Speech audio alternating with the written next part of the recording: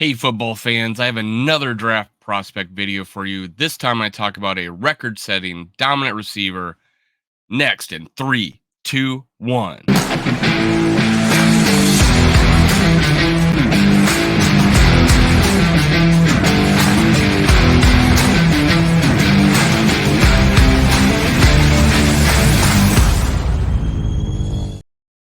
Gather around, Skull brothers and sisters. This is Skull World, brought to you by Minnesota Sports Talk. I'm your host, Dave. You can follow me on Twitter, TikTok, and Facebook at Skull World. Make sure you hit subscribe, like, and leave a comment. I want to Hulk smash the YouTube algorithms. Make sure I get more content out there. Again, like, comment, subscribe, like it says below. If you like to see more content like this, I'm here for you. I want to make sure I'm bringing you draft content, the rest all the way up to the draft. I want to go a player a day if possible.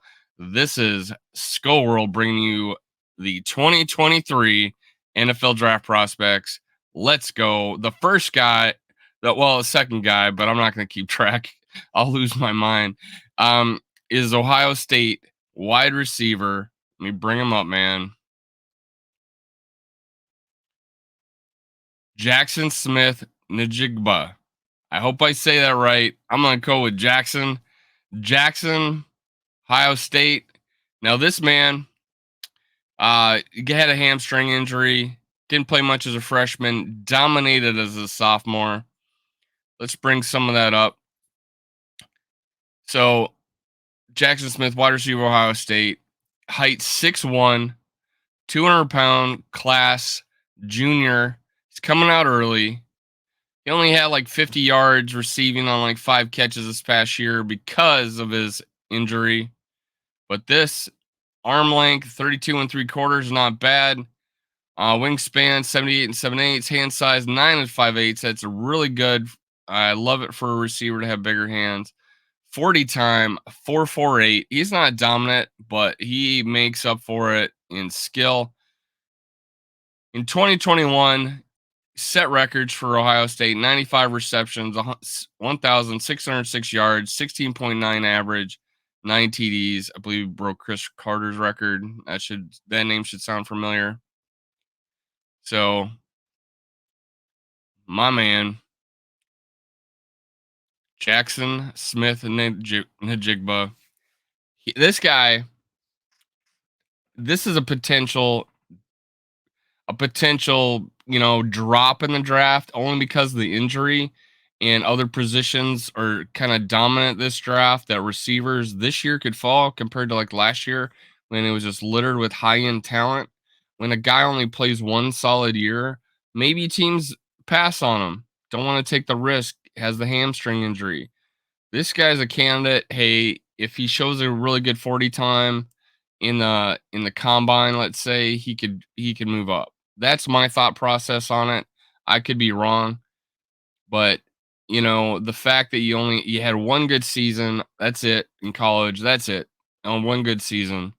But I'm going to bring up the video, so stick with me. It's a 3-minute video of his highlights. We'll play that and you can make a decision for yourself. Now, there was an article by Colin Gay, the Columbus Dispatch, and there was interviews with Garrett Wilson and Chris Olave.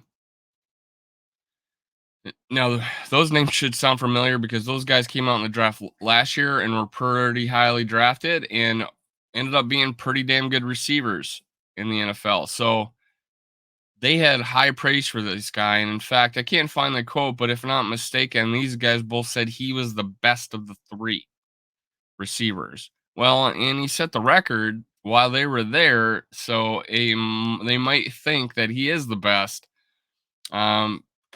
Garrett Wilson stands by his opinion. Let me read this. For some reason it keeps screwing up on me here. Let me just scroll. Garrett Wilson stands by his opinion that Jaxon Smith-Njigba is the best Ohio State receiver between himself and Chris Olave. So out of the 3, Garrett Wilson thinks that Jackson is number 1 out of those 3. Dude, if he's in the 23, we need to be looking at this guy. Talking to Yahoo Sports, Matt Harmon from Super Bowl blank radio row, the former Ohio State and current New York Jets wide receiver, gave people a preview of the Smith-Njigba could do in the NFL after 3 seasons with the Buckeyes. Former OSU wide receiver Demetrius Stanley. Oh, okay. Let me a couple of headlines. Jackson's the cold-blooded man. Wilson said that boy is, we call him the natural. He got hands, he got feet that will throw you by, make you miss. He'll do that laundry for you. Jackson cold man. I'm confident that wherever he goes, he's going to make a big impact earlier. Now they're talking about if he's not the is Ohio State Jaxon Smith-Njigba wide receiver one in this year's NFL draft. Garrett Wilson. If he's not, there's a problem. That's what he's thinking. Smith-Njigba tweeted that he appreciated the kind words from Wilson, knowing that both him and Olave was the kind of production he was chasing. Always appreciate it. He wrote, "Both you guys are the best, though. It's fun to chase greatness." What a receiving core Ohio State had, man. Garrett Wilson, Chris Olave, and Jaxon Smith-Njigba. That's amazing talent all on the same team. In 2021, Smith-Njigba set school single season records with 95 catches for 1606 receiving yards, including 15 receptions, 347-yard day against Utah in the Rose Bowl, in which he scored 3 touchdowns. Wow. That's amazing, man. Saved it for the brightest spotlights. But in 2022, Smith-Njigba spent the majority of the season sidelined with a hamstring injury and was limited to 5 receptions for 43 yards against Notre Dame, Toledo, and Ohio. Ahead of Ohio State's college football playoff semifinal game against Georgia, the school announced who would not play in the Peach Bowl, instead enter the 2023 NFL draft. Smart move. I mean, he played sporadically. Why risk it? Why risk it? Now, let's see here.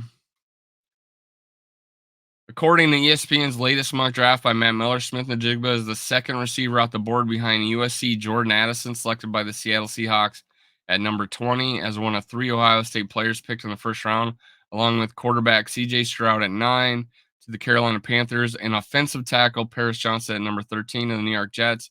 But based on their experience together, Wilson feels adamantly that Smith-Njigba should be the first receiver to hear his name called. If he's not, there's a problem, I promise, Wilson said. Ohio State offensive coordinator Brian Hartline later echoed Wilson. At some point, you're just bad at your job if you can't figure out you're in NFL scouting, Hartline tweeted. Man, this, my friend, Jaxon Smith-Njigba, wide receiver, Ohio State, is legit.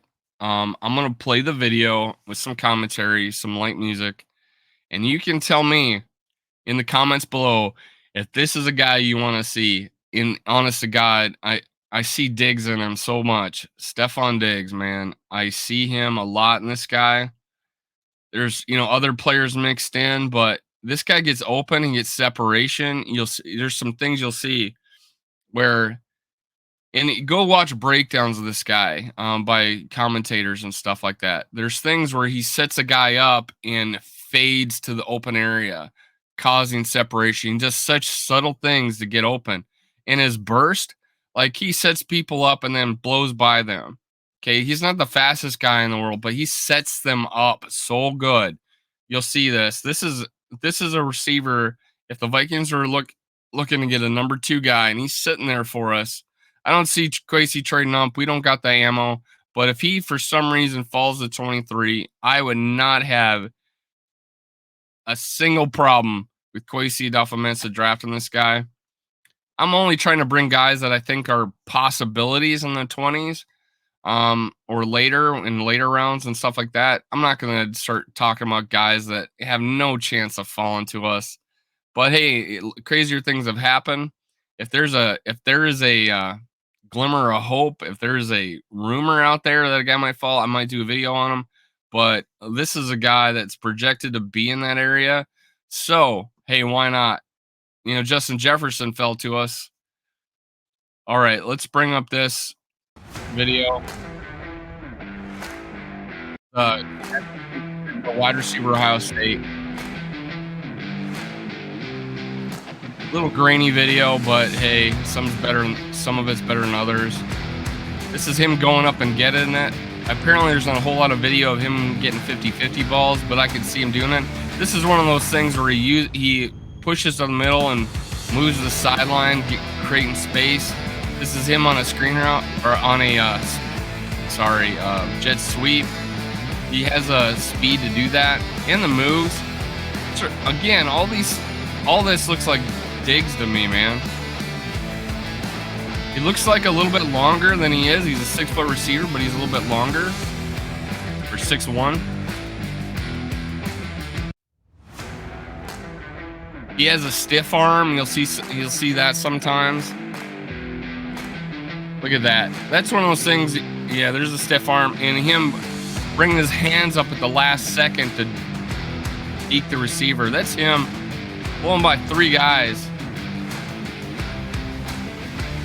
It's him in tight coverage, coming back to the ball on a screen pass. That's open field running, man. That's making people miss. Look at that, a fake bubble screen, and he just walks in the end zone, man. You see this guy going across the middle? Now, apparently, he was 83% in the slot. But hey, slot receiver, we could use that. This is him just adjusting on the ball, making just not giving into that, giving that defensive back any hope, knowing where the ball is. Just late adjustments. That's him across the middle. And then making people miss. Open field running.